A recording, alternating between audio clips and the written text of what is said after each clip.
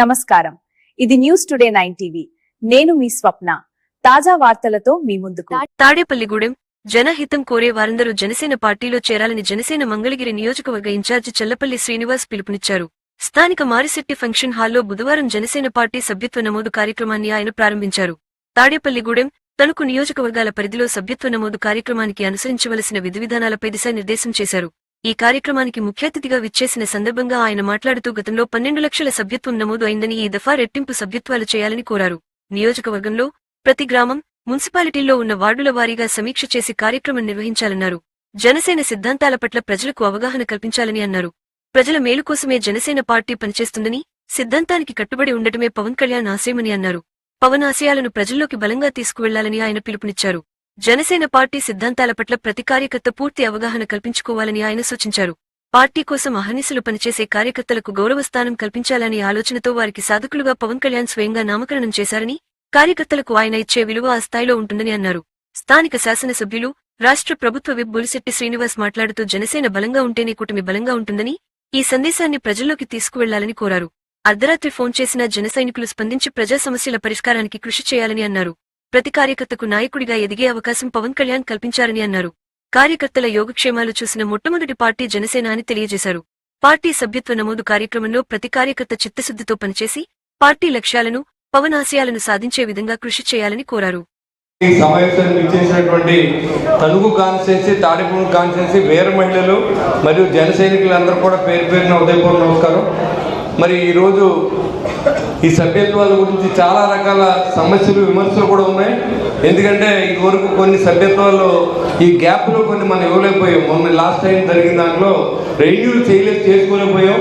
అప్పుడు ఇంకా పార్టీ ఏంటంటే లాస్ట్ ఇయర్ ఎలక్షన్ చేయడం, సభ్యత్వాలు నమోదు చేయకపోవడం వల్ల కొన్ని ఇబ్బందులు జరిగినాయి.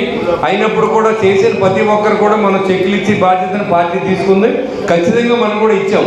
తాడేపల్లిలో అలాంటివి నాకు తెలిసి ఏమి మిస్ అవ్వలేదు. అందులో ఏమైనా మిస్ అయినాయేమో కనుక్కుందాం.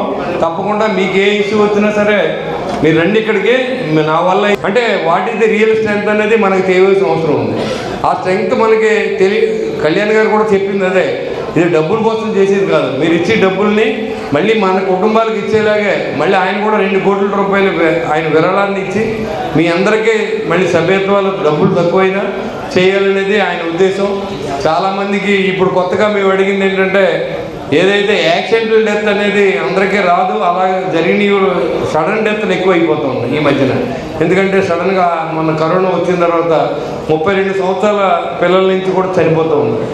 కాబట్టి ఇవన్నీ కూడా చాలా అవసరమని కూడా మీ అందరూ కూడా సార్కి చెప్పడం జరిగింది. చెప్తే ఆయన ఏమన్నారంటే సరే మన డబ్బుల నుంచి ఒక 50,000 ఇద్దాం, ఎమ్మెల్యేలు ఉన్న చోట కానీ అక్కడ ఉన్న నాయకులు కానీ ఒక 50,000 ముందు ఇమ్మీడియట్గా ఇచ్చేయండి, మనం ఒక 50,000 పంపిద్దాం, ముందు ఒక 1,00,000 రూపాయలు వాళ్ళకి ఇద్దాం, ఆ తర్వాత ఇన్సూరెన్స్ కంపెనీలు ఒప్పుకుంటే అది కూడా మనం ఏర్పాటు చేద్దామని కూడా ఆయన చెప్పడం జరిగింది. ఇంకా మనకి కొన్ని డౌట్స్ ఉన్నాయి. ఇవాళ ఒక విలేజ్లో ఇంకో ఊళ్ళో ఉండి విలేజ్లో ఉంటున్నారు, టౌన్లో చేస్తున్నారు, మళ్ళీ అక్కడికి మార్చాలంటే మార్చట్లేదు. అలా కాకుండా ఎడిట్ ఆప్షన్ వచ్చింది. ఇప్పుడు ఎక్కడ ఆధార్ కార్డు ఎక్కడ నివాసం ఉంటే అక్కడికి మనం మార్చుకునే అవకాశాన్ని ఇన్సూరెన్స్ కంపెనీలతో కూడా మాట్లాడి పార్టీ నిర్ణయం తీసుకోవడం జరిగింది. అంతేకాకుండా గడిచిన 19 నెలల్లో జన సైనికుల పరిస్థితి రాష్ట్రం అంతా కూడా నేను తిరుగుతూ ఉన్నాను. నా కాన్స్టిట్యున్సీలోనే చూసుకుంటున్నాను. నేను ఉన్న చోట్ల నాకు అక్కర్లేదు. కలిసి 19 నెలల్లో మనం ఎవరికి రేషన్ కార్డు కూడా ఇవ్వలేదు. కొత్తగా రేషన్ కార్డు కానీ ఒక ఇల్లు కానీ మనం ఇవ్వలేకపోయాం. కారణం కూడా మీకు తెలుసు, రాష్ట్ర ఆర్థిక పరిస్థితి లేదు. కాబట్టి చాలామందిలో నిరాశ నిస్పృహలతో ఉన్నాం. ఏంటి పార్టీ గెలిచింది, మనం ఏం చేసుకోలేకపోతున్నాం అని కూటమిలో ఉన్న నాయకులు, అటు తెలుగుదేశం వాళ్ళు కూడా అనుకోవచ్చేమో నాకు తెలీదు. ఎందుకంటే ఇక్కడ కొన్ని కాన్స్టిట్యున్సీల్లో రేషియో ప్రకారం పదవులు పంచుకోవాలని, మీరు ఎమ్మెల్యే ఉన్న చోట ఒక రకంగానో ఎమ్మెల్యే లేని చోట ఒక రకంగానో జరుగుతూ ఉంది. పూర్తిగా ఇది లేదు. ఇదివరకు అంటే ఎన్ఆర్జీఎస్ వర్క్స్ అవన్నీ ఇచ్చేవారు. 2014-19 జరిగిన చంద్రబాబు నాయుడు గారి పరిపాలనలో కొన్ని అలాంటివన్నీ వర్క్స్ ఇచ్చి కార్యకర్తలని ఎన్నుదన్నుగా ఉండే పరిస్థితి ఉండేది. 2014లో జనసేన పార్టీ ఒక్కడిగా స్టార్ట్ అయ్యి 2019లో రాజకీయంగా రూపాంతరం చెంది కొంతమంది ఎంపీటీసీలు, కొంతమంది జెడ్పీటీసీలు, ఒక ఎమ్మెల్యే, అలాగే చాలామంది సర్పంచులు, అలా రాజకీయంగా ఎన్నో ఒడిదుడుకులు ఎదురై ఏదైతే 2019లో పోరాట యాత్ర పవన్ కళ్యాణ్ గారు ఆ రోజు ఇచ్చాపురం నుంచి ప్రారంభించిన సందర్భం 2018లో పాయకరావుపేటలో జనసేన కార్యకర్తలైనా వీర మహిళలన్నా కూడా ఏమీ ఆశించకుండా పవన్ కళ్యాణ్ గారి కోసం, ఆయన ఆశయాల కోసం సొంత డబ్బులుతో పెట్రోల్ కొట్టించుకొని బల్ల మీద, అలాగే వీర మహిళలు ఎంతో దూరం నుంచి వచ్చి ఆయన సభను విజయవంతం చేసే విధంలో చాలామందికి పాల్గొంటారు.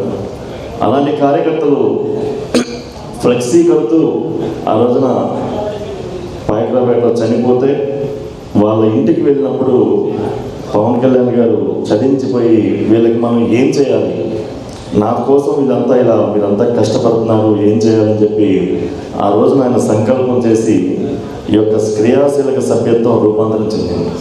2020లో కరోనా టైంలో ఒక్క 5 కాన్స్టిట్యున్సీలో మొట్టమొదటిగా ఇచ్చాపురం, రాజోలు, మంగళగిరి, నెల్లూరు, అనంతపురం. ఆ రోజే ఎంతమంది జాయిన్ అవుతారో తెలియదు.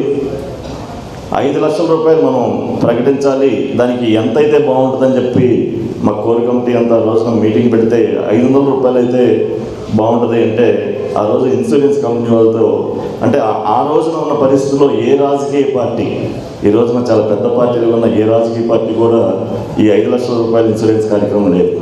మొట్టమొదటిసారిగా పవన్ కళ్యాణ్ గారే దీన్ని ప్రారంభించారు.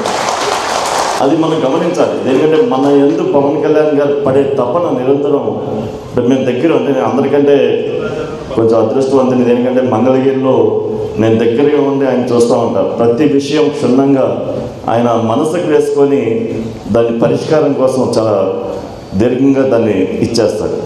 అంటే నాలాంటి వాళ్ళకి అనిపిస్తుంది ఎందుకు ఇంత తపన పడుతున్నారు అంటే జనరల్గా ఏదో సంస్కృతంలో ఏదో మాట్లాడతారు, ఒక సమస్యని మైండ్కి వేసుకుంటే చాలా చలించిపోతాం. అదే సభ్యత్వాన్ని మనం పెంపొందించి మన ప్రభుత్వానికి, అంటే జనసేన పార్టీకి మరింత బలం చేకూర్చాలని చెప్పి పవన్ కళ్యాణ్ సంపించారు. ఆ సంకల్పంతోనే మనం అంతా కలిసి ఏదన్నా చిన్న పొరపచ్చాలన్నా కూడా కలిసికట్టుగా, అంటే ఇందాక మేడం గారు చెప్పారు, వైఎస్ఆర్సీపీ నుంచో ఇంకా ఇతర పార్టీ నుంచో మన పార్టీకి వచ్చిన వాళ్ళకి గౌరవం ఇవ్వండి, మొదటి ప్రాధాన్యత మొదటి నుంచి మన పార్టీలో కష్టపడే వాళ్ళకి ఇవ్వండి, వాళ్ళకు కూడా ప్రాధాన్యత ఇవ్వండి. వాళ్ళు ఎందుకంటే పవన్ కళ్యాణ్ గారు 21 సీట్లకు పరిమితం కాకూడదు. ఈరోజు పవన్ కళ్యాణ్ గారు ఉప ముఖ్యమంత్రి, రేపు ముఖ్యమంత్రి ఆ పై స్థాయికి వెళ్ళాలంటే మనం 175 స్థానాల్లో పోటీ చేసే పరిస్థితి రావాలి. అలాంటి పరిస్థితి రావాలంటే మనకి ఎవరైతే వచ్చారో వాళ్ళందరినీ ఆహ్వానించి మనం చేసుకోవాలని చెప్పి ఈ సందర్భం తెలియజేసుకుంటాను. అంటే మన సభ్యత్వం ఎలా తీసుకెళ్లాలంటే తణుకు కానీ, అలాగే తాడేపల్లిగూడెం కానీ దాదాపు 40 పంచాయతీలు, 50 పంచాయతీలు ఉంటాయి. తణుకులో కూడా మన పంచాయతీలో కూడా 12-13 వార్డులు ఉంటాయి. అలాగే మున్సిపాలిటీలో కూడా వార్డులు ఉంటాయి. వీటన్నిటికీ అనుసంధానం చేసుకొని మనం వెళ్ళాలని చెప్పి ఈ సందర్భం తెలియజేసుకుంటూ, అలాగే మీకు ఏమైనా సమస్యలు ఉంటే కూడా మైక్ పంపిస్తాం, ఈ సాధక చేసేవాళ్ళు చెప్పవలసిందిగా కోరుతా ఉన్నాం.